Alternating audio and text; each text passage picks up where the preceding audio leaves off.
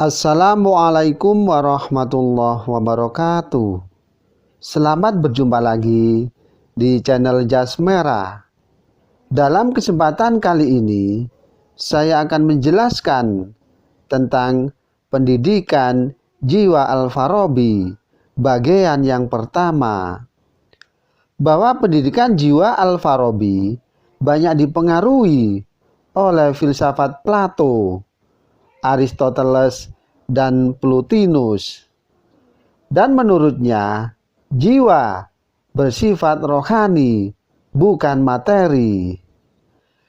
Dan terwujud setelah adanya badan dan jiwa tidak berpindah-pindah dari suatu badan ke badan yang lain. Jiwa merupakan kesempurnaan bagi benda alami yang memiliki kehidupan dalam bentuk potensial.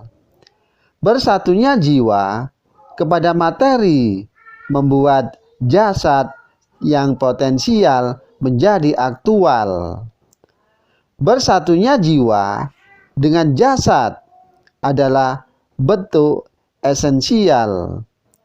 Oleh karena itu, jika jasad hancur, jiwa pun hancur, kecuali jiwa berpikir. Jiwa berpikir ini merupakan substansi yang berdiri sendiri, yang berasal dari akal ke-10 yang tidak hancur dengan hancurnya jasad.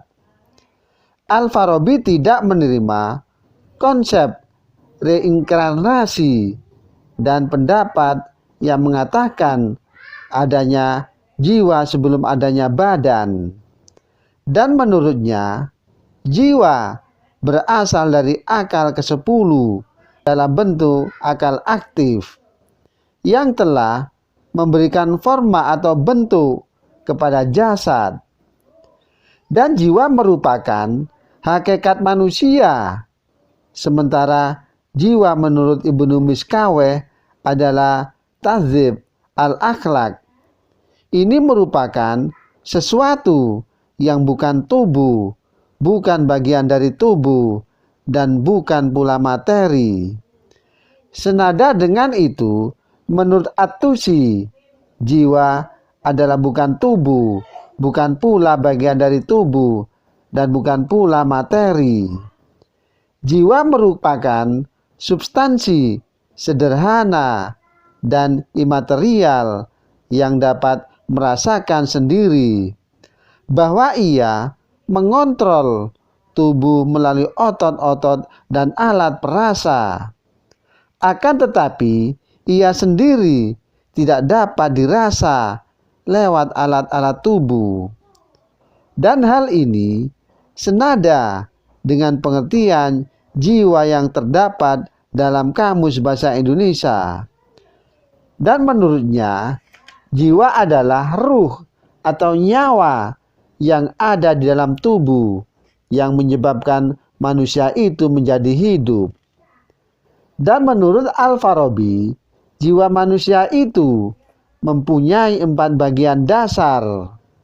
Dan setiap bagian mempunyai kekuatan yang mengikutinya, yakni daya memakan, merasa, berkhayal, dan daya berpikir.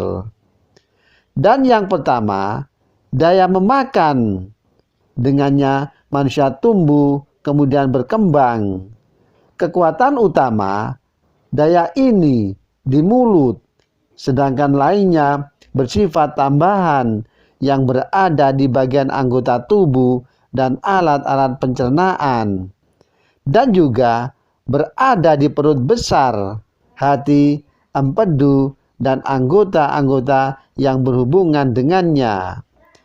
Dan yang kedua, daya merasa, yakni indera peraba, pengecap, pencium, pendengar, dan penglihatan. Dan setiap indera mempunyai anggota yang khusus baginya yang menyerupai indera-indera tersebut. Indra membawa berita kepada tuannya yang ada dalam hati, sebagaimana informan menyampaikan berita kepada raja.